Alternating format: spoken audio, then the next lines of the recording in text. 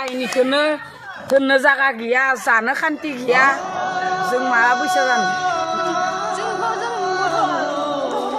आलाय बिलाय जों जाबाय मैयानो ससेबो जाबाय आंनि फिसाजो गिदिर बायनि गाबजोब्बाय आंबो गाबबाय आं गासै बुंबाय रावबो गैयामोन दाथ' फैबाय उनावथ' फैबाय बुंनो गोनां बाथ्राया बयनिबो न'खरखौ आलाय बिलाय खालामबाय जों मायाव थागोन जोंनि जायगानिफ्राय जों थाङा जोंनो थाय होनांगोन बिदिबा जोंनि न'खर सेफायबा जों जुदि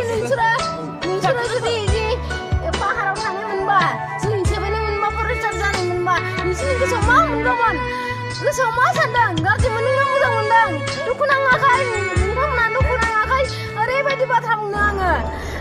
जोङो बे जायगानिफ्राय जों थाङा खिथाव जों थाङा बे जायगायावनो थैगोनबो थांगोनबा जोंनि जायगा जोंनि ट्राइबेलनि राभा लालं कछारी बर' जोंनि बे जायगा जोंनि मिथिबाय जों बे जायगानिफ्राय जों खारा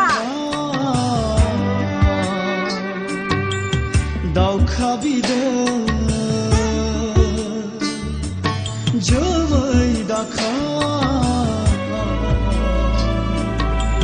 दावखा बिदै अराय समा दाबोनो नाख्रेबजाना अराय समा दाबोनो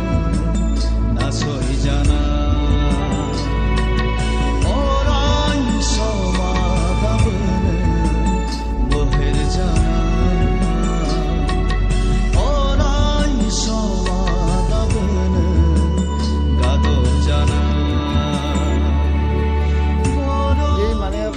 প্ৰচণ্ড ঠাণ্ডাৰ এই সময়ত বন বিভাগ ফটাশিল আমবাৰীৰ যি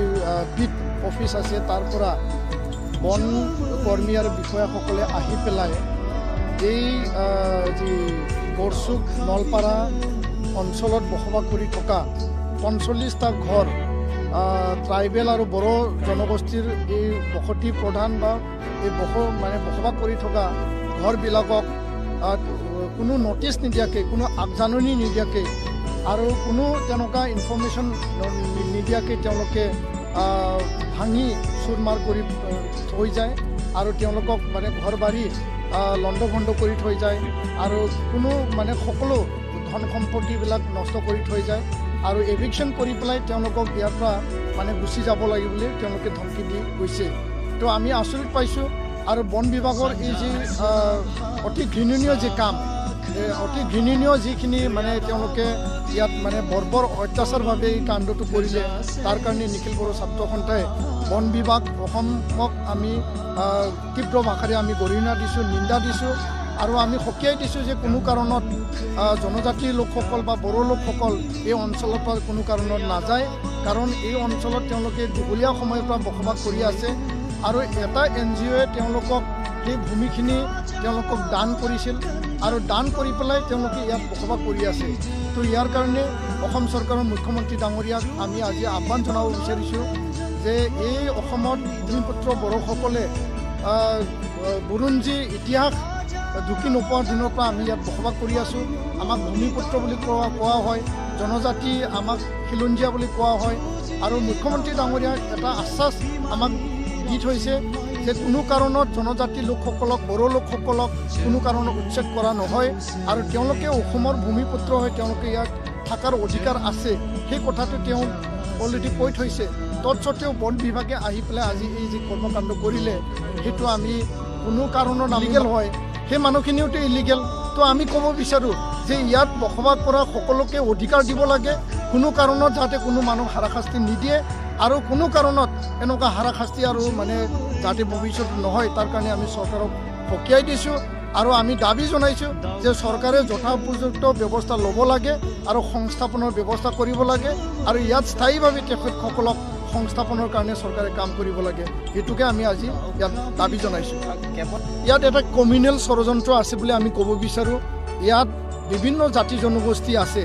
আমি নিবিচাৰোঁ কোনো জাতি জনগোষ্ঠীয়ে কষ্ট পাওক কোনো জাতি জনগোষ্ঠীক এভিকশ্যন কৰক আমি কেতিয়াও নিবিচাৰোঁ কিন্তু আজি আমি দেখিবলৈ পালোঁ নতুন নতুন ঘৰ সাজিছে নতুন নতুন মানুহ আহিছে ইয়াত পুৰণা হিচাপে বহু বছৰৰ পৰা ইয়াত বসবাস কৰি থকা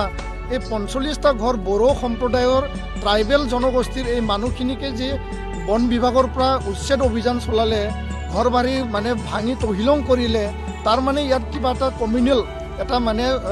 ষড়যন্ত্ৰ আছে আৰু কাৰোবাৰ প্ৰৰোচনাত এইটো মানে কৰিছে তো ইয়াৰ কাৰণে আমি মুখ্যমন্ত্ৰী ডাঙৰীয়াৰ ইণ্টাৰভেনশ্যন বিচাৰিছোঁ যাতে কোনো কাৰণত অসমত ভূমিপুত্ৰসকলক অন্যায় আৰু অত্যাচাৰ অবিচাৰ নচলে আৰু ভূমিপুত্ৰসকলক জনজাতি লোকসকলক কোনো কাৰণত উচ্ছেদ অভিযান নচলায় তাৰ কাৰণে মুখ্যমন্ত্ৰী ডাঙৰীয়াই এটা দৃঢ় পদক্ষেপ ল'ব লাগে আমি আশাবাদী আৰু এই ক্ষেত্ৰত আমি চৰকাৰৰ লগত আলাপ আলোচনা আমি কৰিম